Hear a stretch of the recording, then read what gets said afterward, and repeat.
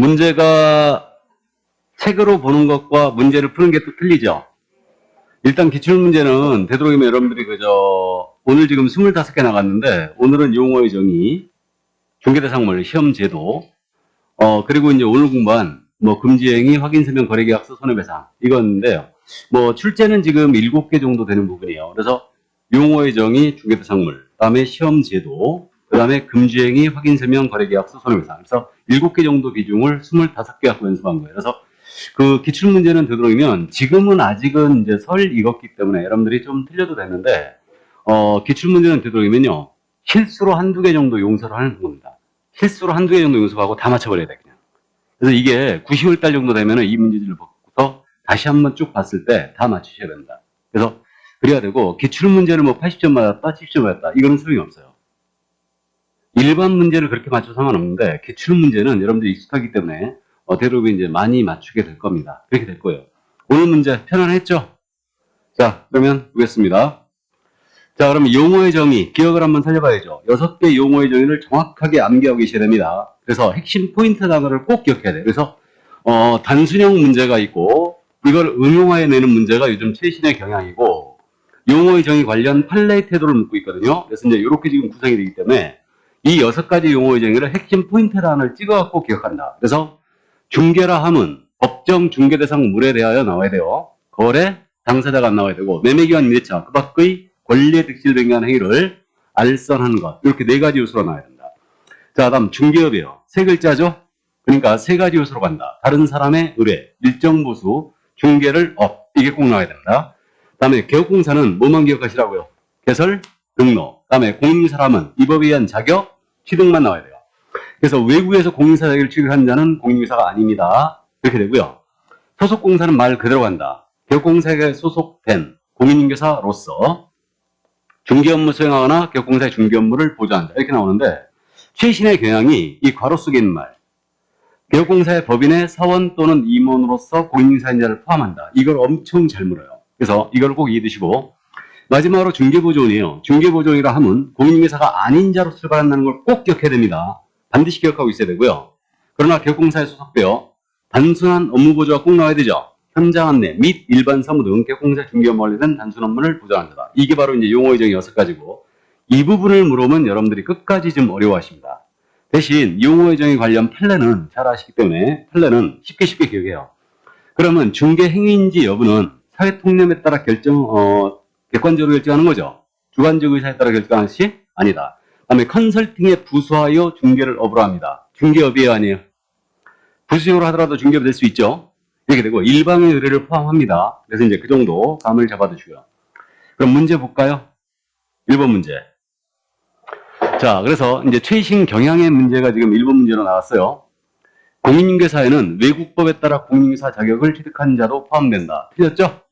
우리 법에 따른 자격 취득자야 된다. 2번 지문, 중개업이라 함은 이렇게 나오면 다른 사람의 의뢰, 일정 보수에 받고 그렇게 나와야 되죠. 보수의 유무와 관계없이 틀렸어요. 자, 그 다음에 3번 질문입니다. 개업공사인 법인의 사원으로서 중개 업무를 수행하는 공인중개사인자는 소속공사가 아니다. 소속공인중개사 맞죠?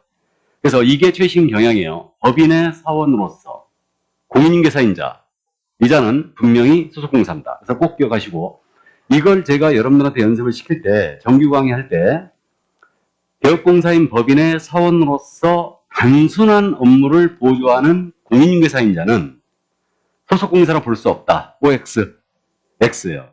어쨌든 사원으로서 공인중개사인자는 소속공사죠. 그렇게 이해하셔야 되고요. 그 다음에 중개보조는 개업공사에 소속된 공인중개사로서 X 나와버려야 되죠. 그래서 공인중개사가 아닌 자로서 소속되어 단순한 보조가 꼭 나와야 된다. 그래 틀렸고, 5번 질문. 개업공사의 행위가 손해배상 책임을 받을 수 있는 중개행위에 해당하는지 여부는 객관적으로 보아 사회 통념상 결정한다고 했죠? 예, 그래서 주관적 의사에 따라 결정하는 것이 아니다. 정답은 5번이었습니다.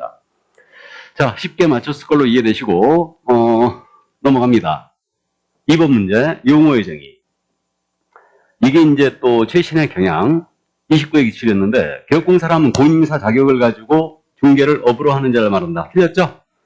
개업공사는 뭐만 나와야 돼요? 개설 등록, 이 법에 따른 개설 등록을 한 자를 말한다. 틀렸고, 2번 질문, 중개업이라 하면 다른 사람으로 일정 보수를 받고 중개를 업으로 행하는 것을 말한다. 3가지 요소 맞죠? 네, 정답 그래서 2번 정답이었고요. 틀린 거였구나. 1번 정답. 예, 1번 정답. 그럼 2번은 맞고요. 3번으로 맞았겠네요. 소속된 사람은 소속된 공인중개사. 기업공사인 법인의 사원이로서 공인중개사를 포함한다. 중개 업무를 수행하거나 기업공사의 중개 업무를 보조하는 자. 맞습니다. 다음에 4번 질문. 공인중개사람은 이 법에 따른 자격 취득만 하게 되죠. 자격을 취득한 자를 말한다. 다음에 5번 질문. 중개라 함은 중개사물에 대하여 당사 간의 권리의 득실 변경일을 알선. 맞습니다. 그래서 정답은 1번이었어요. 이게 29회 때 말이에요. 이 부분을 이렇게 냈어요. 4번 질문을 제가 약간 수정했는데 공인중개사라 함은 공인중개사 자격을 취득한 자를 말한다고 내버린 거예요. 이 말을 뺐어요. 이 말을 빼고 냈습니다. 이 신청 들어갔거든요. 안 받아줬어요.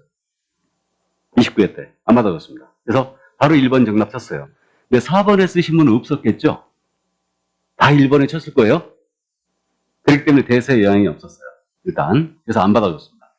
그래서 근데 정확하게 표현해 줘야 돼요. 공인중개사법에 의하여 자격을 취득한 자. 외국에서 공인중개사 자격을 취득한 자는 공인중개사가 아니니까. 그래서 일단 자 여기까지. 이게 이제 단순형 문제였고요. 그럼 이제 30회 문제. 기업공사에 소속된 공인중개사로서 중개 업무를 수행하나 기업공사의 중개 업무를 보조하는 자는 소속 공인중개사이다. 자, 그럼 기업공사에 소속된 공인중개사로서 중개 업무를 수행하나 보조하는 자, 소공사 맞죠? 2번 질문. 기업공사인 법인의 사원으로서 중개 업무를 수행하는 공인중개사. 자, 법인의 사원으로서 중개 업무를 수행하는 공인중개사라고 했어요. 그럼 얘는 소속공사 맞죠? 역시 최신의 경향이고요. 3번 무등록 공인중개사에게 기업공사에게 중개를 의뢰한 거래당사는 무등록 기업공사의 중개행위에 대하여 무등록 기업공사와 공동정범으로 처벌된다. 이 판례 기억하고 있죠? 무등록 중개와 관련된 판례였는데 가불간의 거래를 무등록 중개업자가 소개한다. 그럼 이자가 무등록업자임을 인식을 하면서 이자가 의뢰했다 하더라도 이 무등록업자에게 중개를 의뢰한 행위 자체는 처벌 대상이 된다 안 된다? 처벌할 수 없다. 나아가 이자의 공동정범. 공동정범의 준말이 뭐라고 그랬어요? 공범. 공범이에요. 공범으로 처벌할 수 있다 없다? 없다. 그래서 만약에 무등록 중개업자에게 중개 의뢰한 자를 공범으로 처벌할 수 있다면 살인범을 난 엄마도 처벌해야 된다고 그랬죠? 아버지는 가중 처벌해야 된다고 그랬어요. 그러니까 이게 그 판례입니다. 그래서 3번 틀렸네요. 정답이 됐고요. 공동정범으로 처벌할 수 없습니다. 의뢰 행위 자체는 처벌할 수 없습니다. 그리고 무등록 중개업과 관련된 판례로서 개설 등록을 하지 않냐고 중개업을 영위하는 자입니다. 이자가 중개 의뢰인과 보수에 관한 약정을 했어요. 이 약정 유효다 무효다? 무등록 중개업자가 의뢰인과 체결한 보수 약정 유효다 무효다? 예?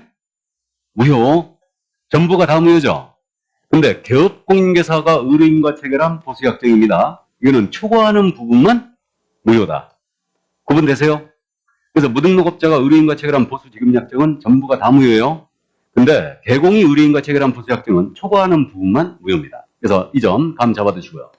근데 우연한 기회 1회 정도 소개를 하고 보수를 받을 것을 약정을 했어요. 이 약정은 유효. 과하지 않는 이상은 유효죠?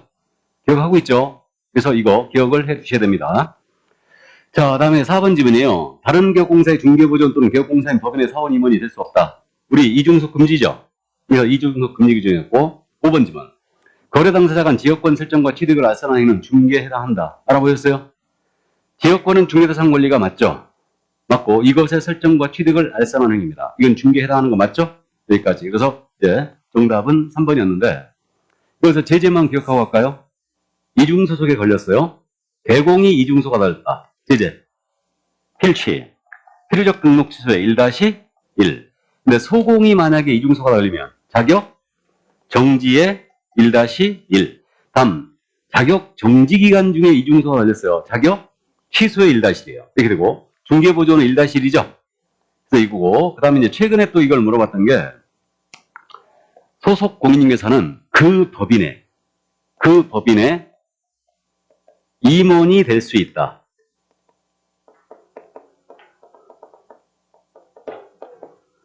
소속 공인중개사 그 법인의 임원이 될 수 있다. 맞아요? 이건 이중속이 아니죠. 같은 법인이니까 소속 공사 직원으로 근무하고 있다가 법인의 임원으로 취임합니다. 상관없다. 그러면 법인의 임원인 공인중개사, 공인중개사인 임원은 그 법인의 분사무소의 책임자가 될 수도 있다. 이것은 이중소속이 아니에요. 그래서 최근에 그냥 2번이나 물어봤으니까 감 잡고 계시기 바랍니다. 자, 그래서 용어의 정의는 여기까지였어요. 그러면 용어의 정의 문제는 지금 31회 문제가 없죠. 볼까요?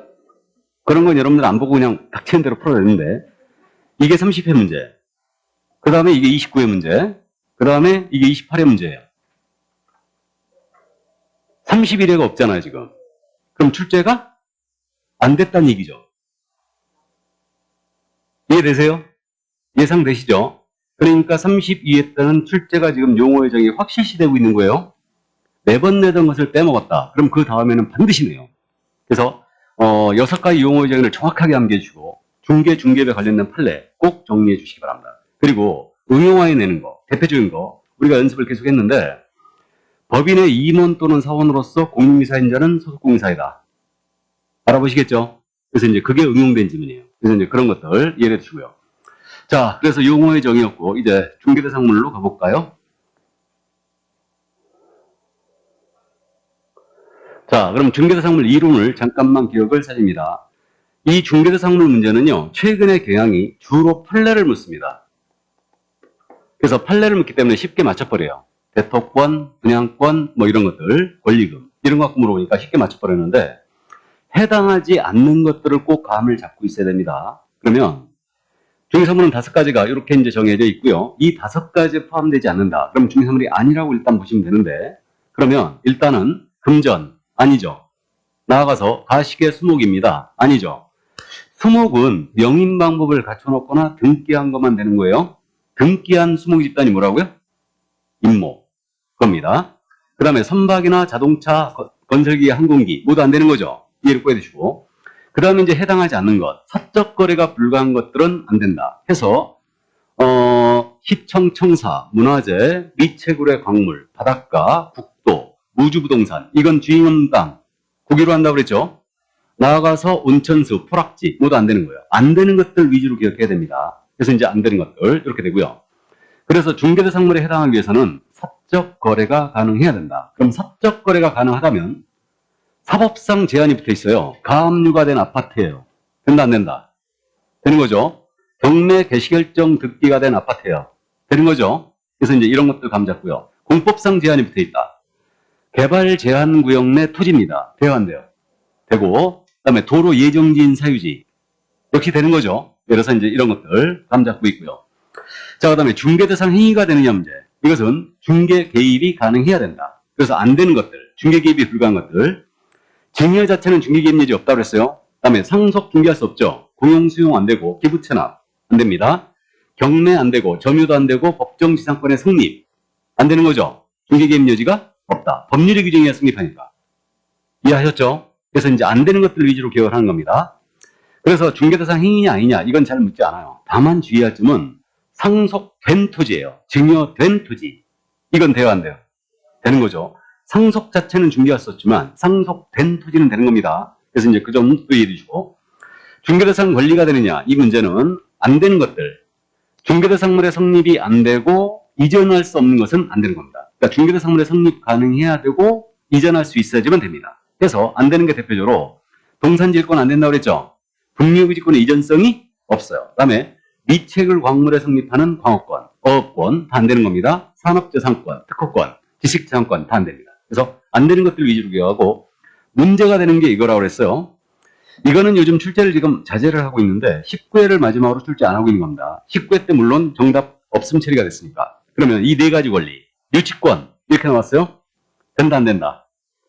된다겠죠? 근데 유치권의 성립은 안 된다 했고, 유치권의 이전은 되는 거예요.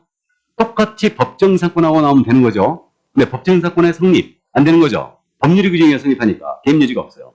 근데 법정사건 이전은 중개할 수 있습니다. 똑같이 법정재단권 되는 거예요. 근데 법정재단권의 성립 자체는 안 되는 거예요.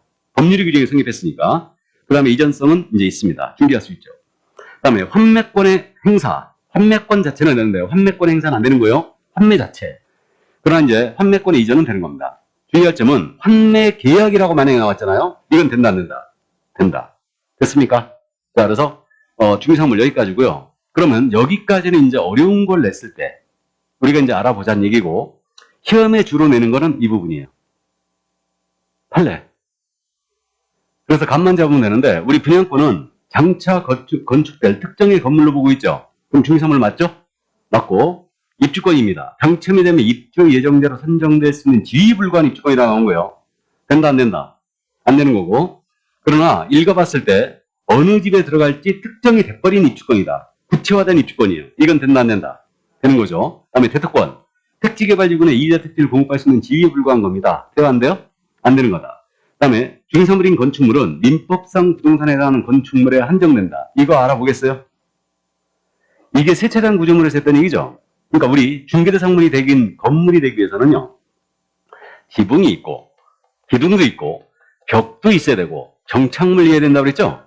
그러니까 결국은 건축법상의 건물로 가는 게 아니고 우리는 민법상의 건물로 간다. 그래서 중개대상물인 건축물은 민법상 부동산에 하는 건축물에 한정이 됩니다. 그래야지 지붕, 기둥, 벽, 정착물이어야지만 건물이라는 거예요. 그래서 이제 이 정도 이해해 주시고, 그럼 세차장 구조물은 토지 정착물에 해당하지 않기 때문에 물이다 아니다? 아니라고 했고, 금전채권 아니라는 거 알죠? 자, 그 다음에 이제 권리금, 영업용 건물의 영업시설 비품 안 되는 겁니다. 거래처 신용 노하우 안 되는 거죠? 또 무형의 재산적 가치 다 안 됩니다. 그래서 이제 해당하지 않는다. 뭐 쉽게 이건 이제 알아보고요. 자, 그럼 문제가 어떻게 나왔나 한번 볼까요? 그러면 4번 문제입니다. 중개대상물에 해당하는 것을 모두 고른 것은, 이거는 거꾸로 쓰는 걸 막기 위해서 반드시 OX를 치고 가야 돼요. 그럼 해당하는 거 OS니까요. 특정 동호수에 대하여 수번양자가 선정된 장차 건축될 아파트. 이게 분양권이죠. 그럼 OX? O. 임목에 관한 법률의 적용을 받지 않으나 명인방법을 갖춘 수무 입당입니다. 명인방법을 갖춰놨어요. 대화인데요? 되는 거고 O. 그 다음에 세차장 구조물입니다. OX? X. 토지거래 허가구역 내 토지도 O죠. 그러면 해당하는 거라고 했으니까 지금 O하고 시작했거든요. 그러면 기억, 미은, 리을. 정답 4번이었습니다. 자, 뭐 쉽게 풀었을 걸로 이해되고 이 정도 수준은 풀어낼 수 있죠? 자, 다음 30편 문제였습니다. 이게 조금 독특했어요. 이게. 그래서 이제 해당하지 않는 거라고 그랬죠, 지금. 그럼 해당하지 않는 거라고 했으니까 X 해놓고 시작하는 거예요. 자, 그러면 미책으로 광물 OX, X. 온천수도 X. 금전채권 X. 점유는 X라고 그랬죠. 사실상의 지배이기 때문에 점유는 안 되는 겁니다. 그럼 지금 모두죠? 모두가 나오겠어요. 우리 지금 중개사법은 박스형 문제가 40문제 중에 몇 문제 정도 나온다고요? 11개. 11개씩 나오고 있는데 모두가 나오는 경우가 꼭 한두 개씩 있어요. 작년 시험에서만 유일하게 2개가 나왔어요. 모두가 나오는 게. 그래서 모두가 나오면 굉장히 찝찝하다고 그랬죠? 답을 쓰고 나도 찝찝합니다. 그래서 어쨌든 작년 시험에서는 모두가 2개가 나왔어요. 일단 그래서 이거 다행히 해당하지 않는 거라겠는데 모두가 나와갖고 답을 거꾸로 쓸 일은 없었어요. 나 같으면요, 여기다가 이거 빼놓고 미등기 건물 하나 딱 넣어놓고 니은, 여기다 반드시 니은이라고 딱 해놔. 그럼 여기다 한 20%는 여기다 치고 나와요. 뭔 말인지 아시죠? 틀린 것 골라라 했을 때 11개 중에요, 틀린 것 골라라 하는 거 꼭 한 문제씩 내요. 그래서 이게 문제 유형이 딱 정해져 있어요. 박스형이. 지금 괄호형 문제가 1개, OX형 문제가 1개, 몇 개냐라고 물어보는 문제 있죠? 이게 가장 어렵거든요. 요게 한두 개. 이렇게 되고요. 그 다음에 이제 나머지는 다 기억, 니은, 디귿, 리을이거든요. 이렇게 했는데 이 중에 꼭 틀린 것 골라라가 꼭 나와요. 대다수 옳은 것, 해당하는 것 골라라 이렇게 나오는데 꼭 틀린 것 찾기가 꼭 나옵니다. 거꾸로를 꼭 놔둬요. 그래가지고 거꾸로 쓰게. 그래서 일단 박스형 문제 많이는 나오지만 실수를 하지 마셔야 됩니다.